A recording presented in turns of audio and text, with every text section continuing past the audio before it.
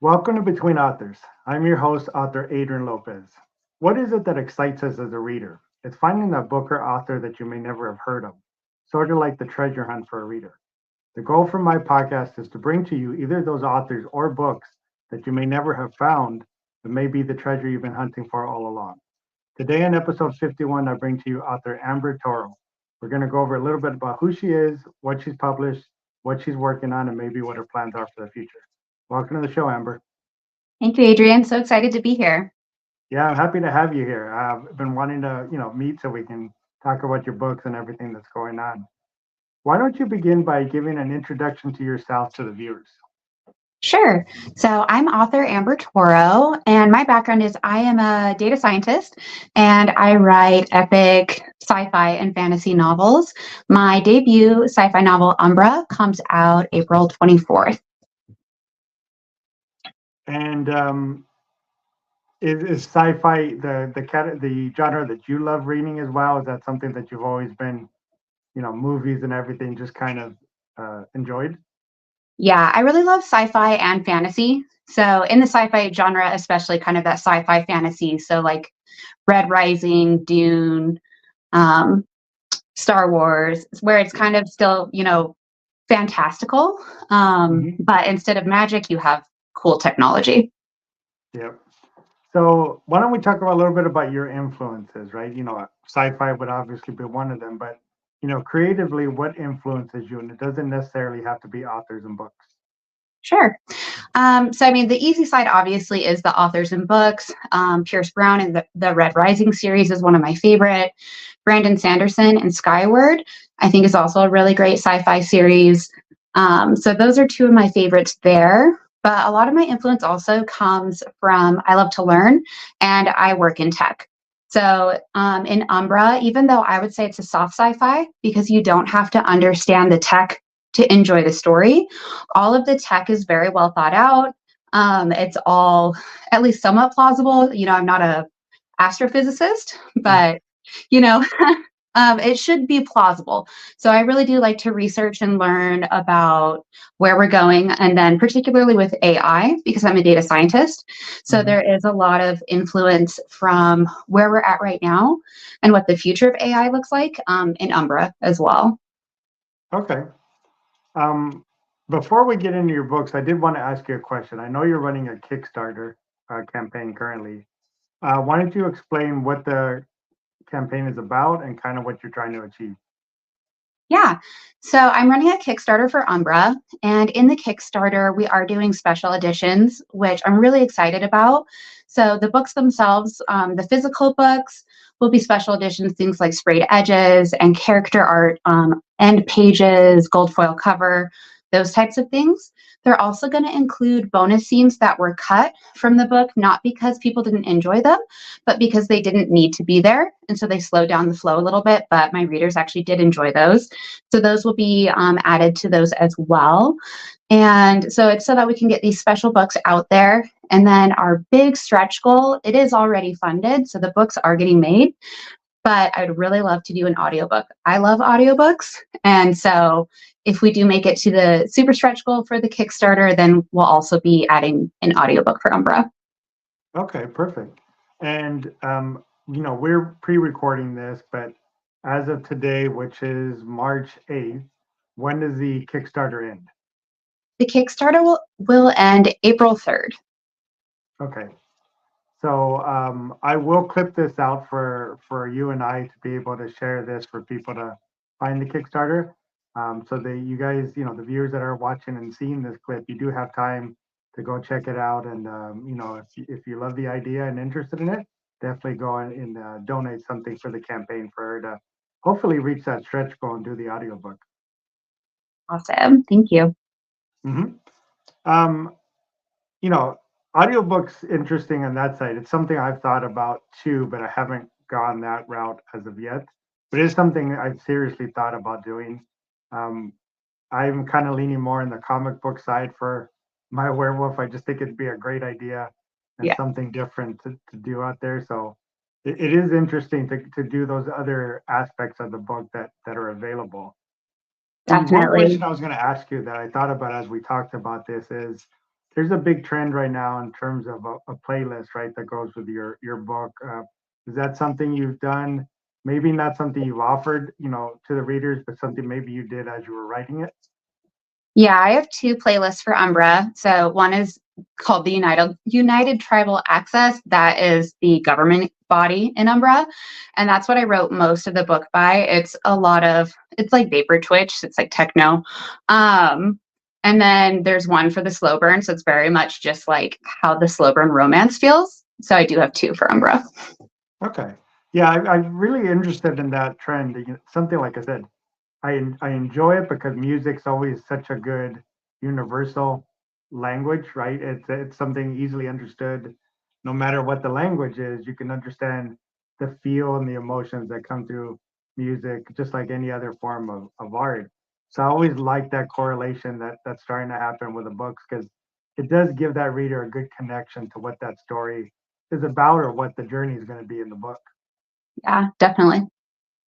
So let's talk about your book. Let's talk about Umbra. Why don't you give the viewers kind of a summary or synopsis about what it's about? Yeah, so Umbra is an intergalactic space opera with an enemies to lovers slow burn romance. It's told from three point of views. It has a militaristic society, Hmm. fully sentient starships, and there's a signal in the darkness that threatens to destroy humanity. Okay, and this comes out, you said April 24th, I believe? Yep, that's the release date. Okay. Um, is this a story that you've been working on for a long time, or is it something? And I always like to ask this question because it's interesting for every author because it's different. Was this Yeah. something that came out of nowhere, came from an image in your head, came from a dream, which a lot of authors have? Where did the story come from for you? Yeah, so the idea for the Sentient Stars trilogy, which is the full story arc, Umbra is book one, it came to me probably about 5 years ago, and it is inspired by my work. The idea in the universe was created around this concept of sentient starships.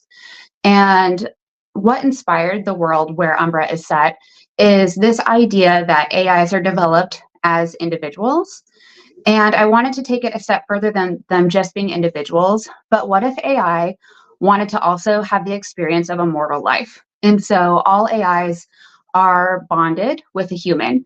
And then when they die, their consciousness is transferred back to one great consciousness where they share their diverse experiences. So that was the idea that inspired, this world. Hmm. And then I didn't work on it for several years. Life is busy and I didn't make it a priority. And I shared this for the first time actually with the Kickstarter launch. But 2 years ago, my dad passed away suddenly. And I started thinking about what would I regret not having done if I were to go right now. And so I started writing this book. So yeah, Yeah. it took me about a year and a half to finish drafting and then spent another 7 months editing. We're wrapping up final edits right now. And yeah, it's a story that I'm really proud of. Yeah, I'm sorry for your loss on that side, and it is a big thing that's interesting, is that like you said, that regret part, right? Because the you know doing something and maybe it not coming out the way you want to, or maybe it not being what you imagine, is not as great as that regret of not doing something, right? And it's unfortunately happened because of a loss in your life, but it did get you to the point to do something that you did really want to do, right? And even more so for you, because for most authors, all of our books are passion projects, but this is even more so, right? It's even more so because you want to really get into that story. And I understand completely because, my whole writing journey as well started because I wanted to write my children's book to the memory of my daughter, who my wife and I lost. And that's, it's those things that you have in your life that you come upon that you can go either way, right? Any direction. But sometimes it gives you that calling. It wakes up what your soul really wanted to do. And that's maybe the one silver lining in some of these instances that are huge losses or such in our lives. Yeah. Um, in this book, did you have a favorite scene that's in the book? And again, you don't have to go as detailed. I don't want you Yeah. to give anything away. Yeah. Okay, there's several. Right now I'm going through and annotating a copy because I want to do an annotated copy giveaway, and I've never annotated a book before. So I'm like seeing how that goes. I was like, I really love this book. Like I'm highlighting a lot of things. But my favorite scenes are some of the ones between Skyla and Hinata. That's my FMC and my MC, male main character. They're the slow burn romance. Their dynamics are so fun. Their banter is so fun. And just the way the relationship with them changes. There's probably like 3 key scenes of theirs where I know as I'm going through, I'm like, I can't wait to get to this scene. Because even though I know it's going to happen, I need to read it again. I'm so excited. Yeah. Yeah. Yeah. And that, I mean, again, and that's, the beauty of that really, and the beauty every time I have these conversations and listen to that. And the reason I ask the question is because when you feel that connection to the scene, right? Like you say, I know it's coming up, but I'm excited for it to come up. The reader's going to feel that connection, right? And that's the beautiful part of it is when the reader and the author connect in that story. And that's what happens when you're feeling it. They're definitely going to feel it, right? Because whatever those emotions, whatever those feelings that you put into that book, they're taking out as they're reading. And for me, I always think that's such a beautiful part of writing in general, right? This whole journey of being an author. Definitely. I really enjoyed with the betas, their live comments where you get that feedback of they are receiving it the way that you Yeah. intended and they are, I don't know, excited and they're feeling the emotions. It's definitely been really fun. Yeah. On the opposite side of that, did you have a scene in the book that was hard, right? And again, it could be maybe it was a scene that was difficult to come together. You really had to think about how you wanted to get this, or again, maybe a scene because of an emotion or an experience. Yeah, one of the scenes that I left to writing until later, it's probably one of the last major scenes that I wrote, is a scene with most of the cast. And that's hard because you have to really know who all of them are. It happens probably about in the middle of the book, but I left it until like pretty far in the editing process. It's like, I know this scene needs to be there because you need to see the dynamics of how the crew comes together. But you have to be ready to how are each of them going to talk and interact and how are these different personalities going to come together. So I needed time to feel like I really knew all of them before I could write them. Yeah.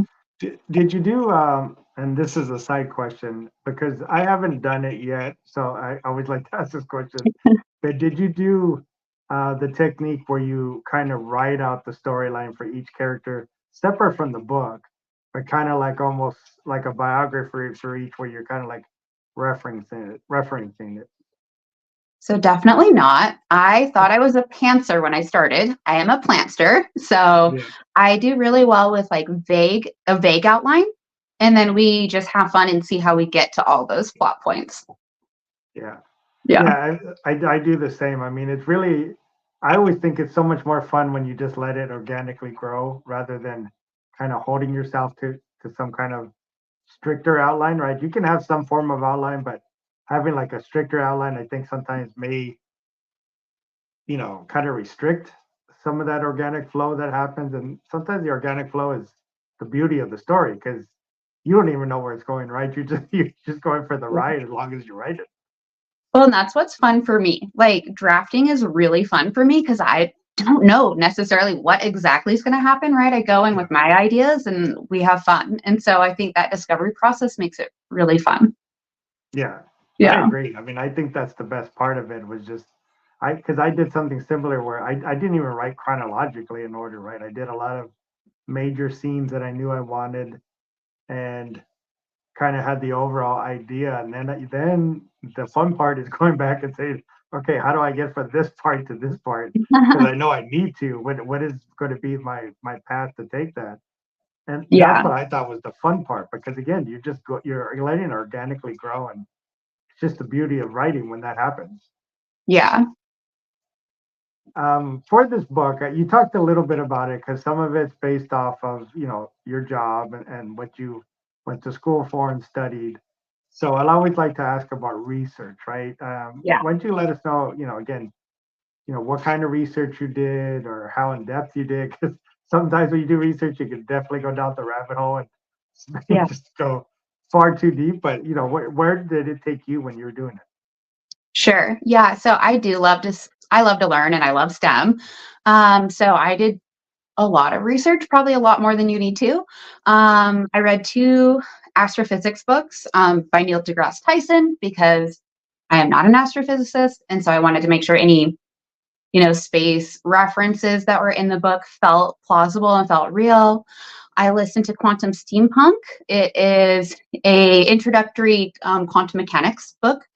And that one was really fun though, because they also introduced the quantum mechanics principles using using steampunk characters. So it's really fun. It feels really, really relatable. And there is some quantum mechanics in Umbra. Again, it's soft sci-fi. I cared about knowing how everything works, but the reader doesn't have to. And then there's also I think it's called AI 2040, and that's a really fun one. It's a collection of short stories of what AI might look like in the future. And so I work in AI, but obviously I work in my one little bubble. So I wanted ideas about what other avenues in AI might advance and where I could kind of riff off of that. So those were the books that I read in researching for Umbra. And then of course you have plenty of Google searches to, check that you're not going off on something crazy. Yeah, yeah, it's interesting. I mean, the reason again I always like to ask that question is it's almost 100% guaranteed that if you were to write something that you didn't at least research a little bit, the readers that do find your book will be the ones that know Yeah. about that, and they'll it's guaranteed that they'll be the ones that find your book and go, wait a minute, this is not how Yeah. it works. This doesn't make sense. Well, So it's it's funny. important, right? Yeah. On that line, one of my beta readers, I didn't know this when I accepted her as a beta reader, but she's a biologist whose thesis was in algae. And my starships are biotechnological, and their structures are coral nanite reinforced titanium that is repaired with algae cultures. And so I was like, oh my gosh, she's gonna love it or hate it. She loved it. She nerded out about what algae could be used, and she wished that she could work on this ship. So I'm glad that worked out. Yeah, Yeah. again, that's a beautiful part of it. Yeah, but it's interesting. You never know, and sometimes, and the problem is it takes the reader out of the story, and Yeah. that's what you don't want to do, right? And it could be something very simple, and they just go, "Oh my God, that's not how it works," and they're out of Yeah. the story. At that point, it's hard to recover them back into the story, and it's just never something you want to do. So that's why Yeah. I always ask that question, because very curious how that works for all authors, because it's different for everybody, right? And it's just Yeah. an interesting question. Yeah. Um, so you mentioned that this is going to be a trilogy, right? And this is book one of the trilogy. Yep. Do Correct. you and I know this is not always a question that can 100% be answered, but do you feel that this is a solid trilogy, nothing's going to change, or do you foresee maybe, because again, you very similar to how I write and it's organic. Do you feel at some point you go, oh, I may need a fourth, or I may need not spin-offs, but some of those side short stories or something that expands on the storyline? Yeah.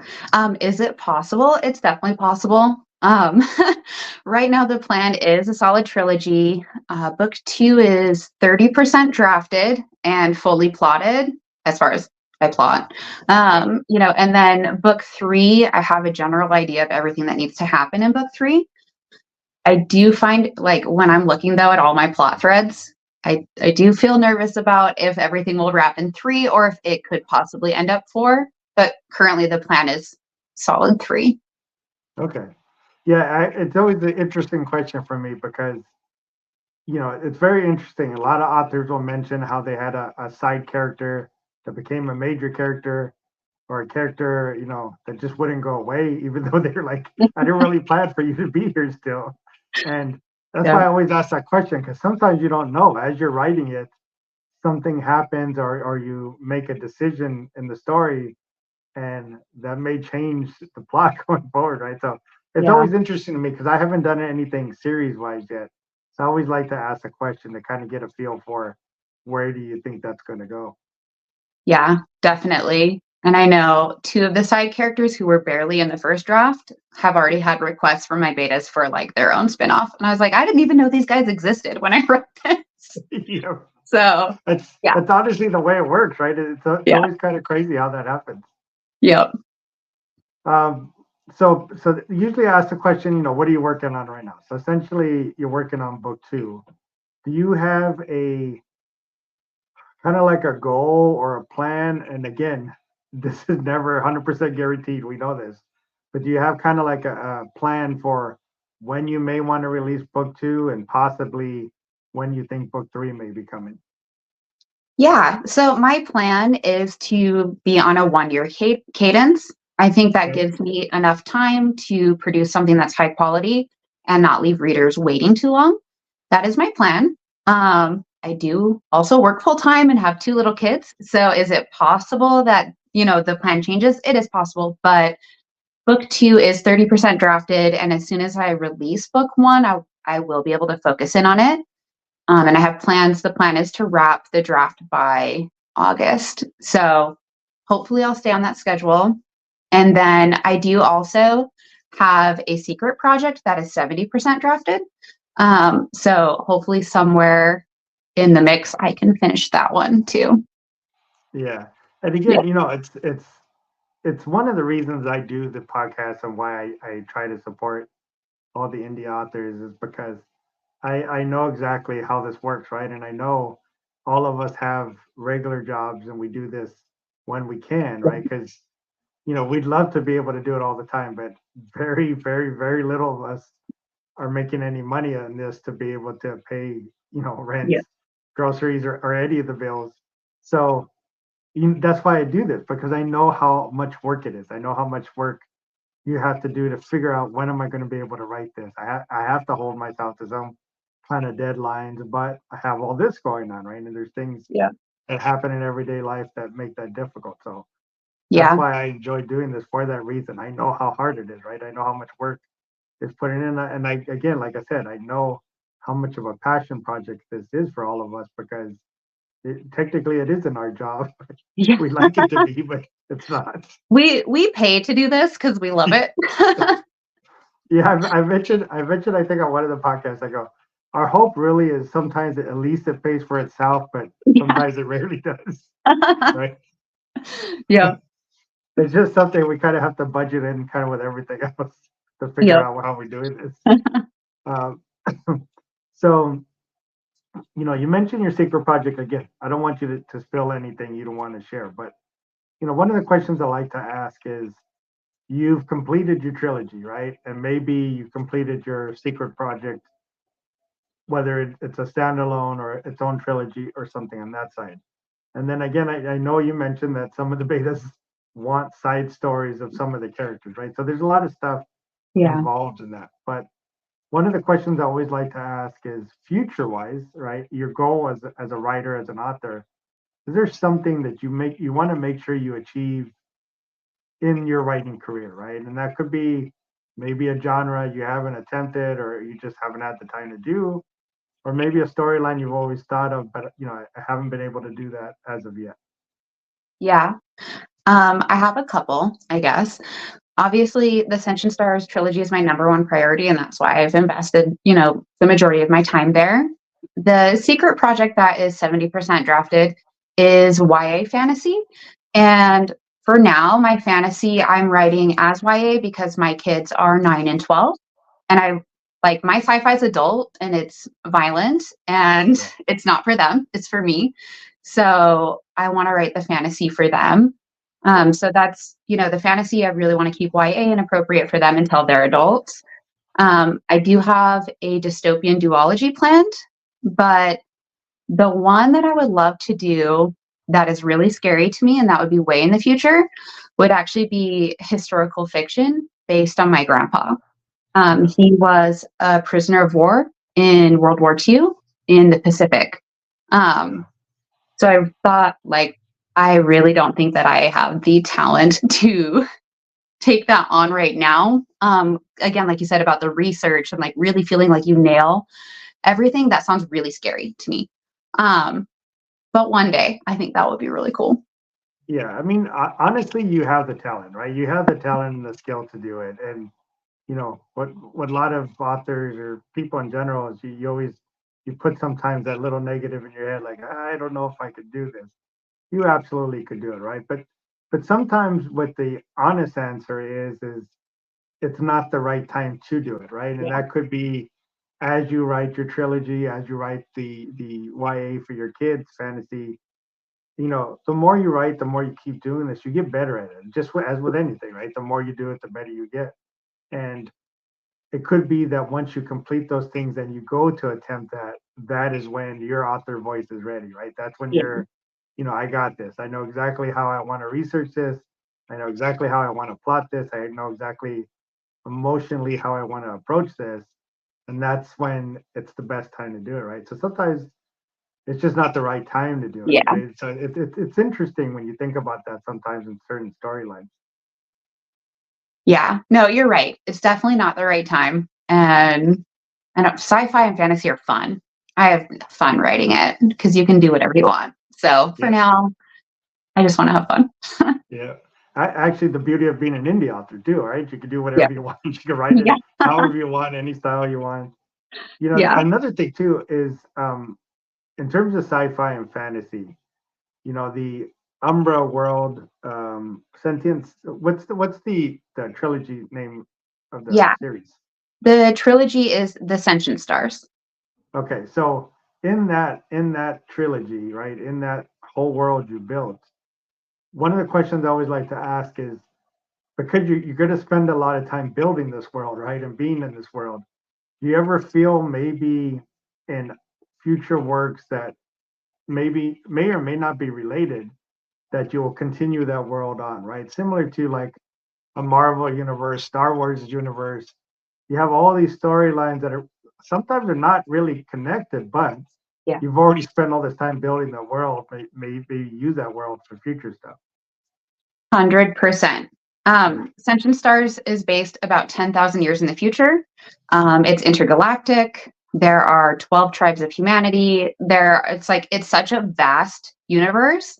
There's deep mythos for all of the culture. There's so much that I've put into the world and the structure that easily I could probably just write in this universe and just different time periods, different parts of the universe. So yeah, it'll be hard to leave after you put all that work in. Yeah, and that's why I always like asking that question because it's always that to me that's interesting, right?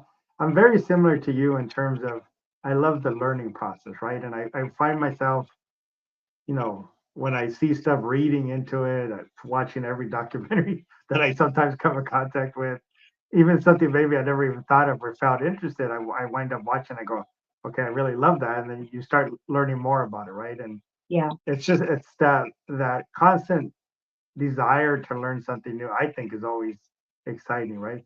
But Me really too. the beauty of it is, and I like to bring this up because you have so many stories, unfortunately, with competition with authors where there doesn't need to be, right? And there really doesn't need to be because every author's voice is different, right? So Yeah. every sci-fi fantasy author, right, is not coming from the same voice. You have all different experiences in terms of what you love, what you've studied, what you know, what you've read, what you watched. It's all Yeah. different, right? So everybody's voice is different, and that's I'm always so interested in the world building part because I don't know if I'll ever do that, but it's always interesting to spend all that time again doing all that, being able to build that out. I would always think it'd be difficult to, even if it's not the same story, to leave that Yeah. world that you spent all this time building.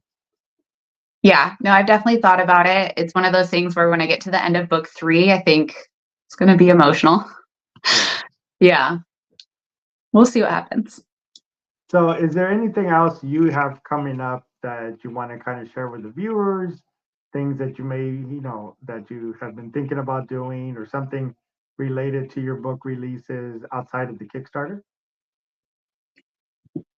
I feel like right now it's all focused on the Kickstarter because that runs up until 20 days before the release. So I'll Mhm. move right from the Kickstarter into preparing for the actual release. So yeah, everything is focused right now on getting Umbra out to as many people as possible. Get it in front of eyes as a new author and as a Yeah. new book. That's the total focus right now. I'm dying to work on book two. I keep kind of like you said, you'll get that idea for a scene that you're like, this scene needs to be in it. And Yeah. once in a while, I'll let myself go write it if it keeps bothering me. Yeah. But I don't have the time to focus on it yet. But I'm looking forward to that. Yeah. Yeah. As always, you have me to help you as much as you need sharing your stuff and your posts. And I will, when I release this video, I definitely share it on all the socials. So I try to get you, an eyes on Twitter, Facebook, Instagram, YouTube as well. So everywhere I try to share this to get, because I guess that's what I'm trying to do is get eyes on your work, right? Because everybody, the indie authors that I've interviewed, that I've met, that I've talked to, everyone's just so talented in what they do, and it's a shame you can't get that eyes so easily, right? It's a shame Yeah. that we have to figure out ourselves so often. How do we get eyes on our product? Because there's an audience for your work, right? There's an Yeah. audience that's specifically looking for what you created. Just how do you find them? Where do you find them? How do you attract them? And that's always the challenge for, unfortunately, for indie authors. Yeah, definitely. And that's really awesome that you take the time to make those connections and you're such an active member of the community because you're busy and you have your own work and your own stories you're promoting too. So that's really cool that you take the time to be so active in the community. Yeah, I mean, it really goes back to I started doing this last March, right? So I'm really this is like a year for me, maybe another week or so as I'm recording this. But when I started, there was a lot of bigger authors that kind of helped me, right? They shared my work and they would repost or share things I would put out there, and I appreciated that. And I noticed, and I'm sure you've noticed this too, is there's a lot of talk of the negative side of the book community and the competition, and the unfortunately the elitism sometimes the one traditional feeling that's the right way to go. But outside of that, the communities, the writing community on Twitter is just amazing and how tight knit they are. And I found the same thing on Book Talk, right? On the TikTok community is you have a group of authors that just love supporting each other, sharing each other's work. And I always just want to keep doing that again because I know how hard it is. I know personally how you're struggling to figure out work full time with your children and to get there and try to edit and maybe say, okay, I'm going to sacrifice some of the sleep because that's the only time I'll be able to do this. But I know how difficult that is. And that's why I always try to do this and always will for that reason. That's awesome. Yeah. So I just want to remind the viewers that down below, below the video, I will leave all the links for Amber. Again, this is going to air uh, possibly after her book release, but I will be doing some clips and stuff of this to release before then.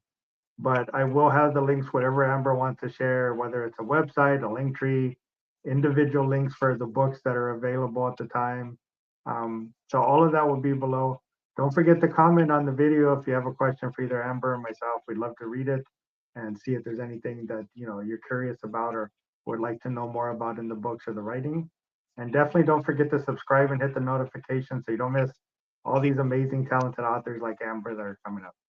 Thank you again, Amber, for coming on. I really enjoyed the conversation and I really enjoyed finally being able to meet you because, like I said, so often we don't. We just there's a little message here, a little comment here, Yeah. but I love doing this for this reason is really meeting, you guys on a personal level and showing you to the viewers because when they get to see the author as a person rather than just a name behind the book, that connection to the reader sometimes is strengthened, right? Because they know not only your personality, but why you wrote it, how you wrote it, what came about.